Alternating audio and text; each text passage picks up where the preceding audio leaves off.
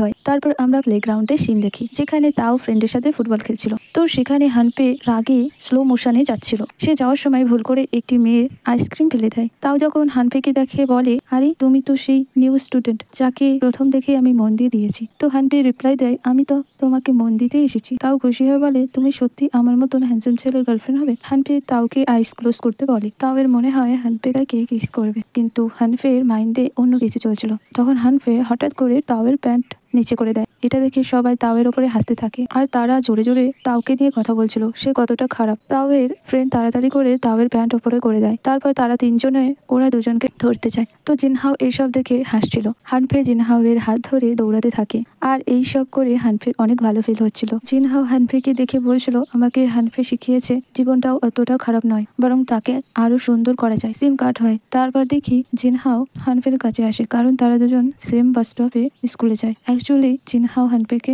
আজ thank you gift দিতে চায়। তখন সে নোটিস করে হানফে ভালো মুডে ছিল না। তো তখন জিনহাও এর সাহস হয় না হানফেকে গিফট দেওয়া, বরং জিনহাও এর মনে হয় সে আগলি, তাই হানফের মতন স্মার্ট আর বিউটিফুল মেয়ে তাকে হয়তো কখনোই ফ্রেন্ড করবে না। নেক্সট দিনে দেখি হানফে যখন স্কুলে ক্লিন করছিল তো তখন তাও জিনহাওকে ধরে আনে অ্যান্ড হানফের উপরে বেলুন ফেলার জন্য ফোর্স করে। জিনহাও বাধ্য হয়ে এই কাজটা করে, যার কারণে বেলুনের সব জল হানফের ওপরে পড়ে এবং সে ভিজে যায়। তারপর সে যখন ওপরে দেখে তাও বলে, এই স্টুডেন্ট আমার সার্ভেন্ট, তুমি কি করে ভাবলে একে আমার এগেনস্টে নিয়ে যাবে। হানফের আগে সেখান থেকে চলে যাচ্ছিল। তো তখন জিনহাও হানফের কাছে আসে আর সরি বলতে থাকে, বাট হানফে ওই সময় শুধু একটি ওয়ার্ড বলে, তুমি অনেক বোকা। হানফে সেখান থেকে চলে যায়। তো জিনহাও এর অনেক বেশি রিগ্রেট ফিল হচ্ছিল।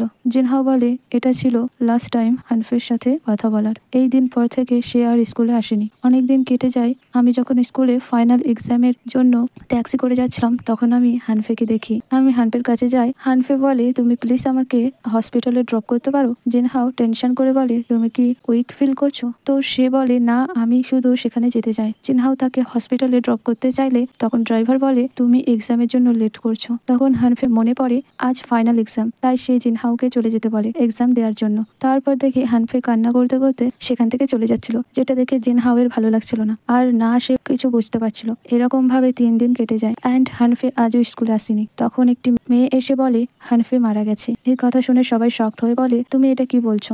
এই কথাটা কি সত্যি? তখন দেখি জিনহাও এটা শুনে ফ্রিজ হয়ে গেছে।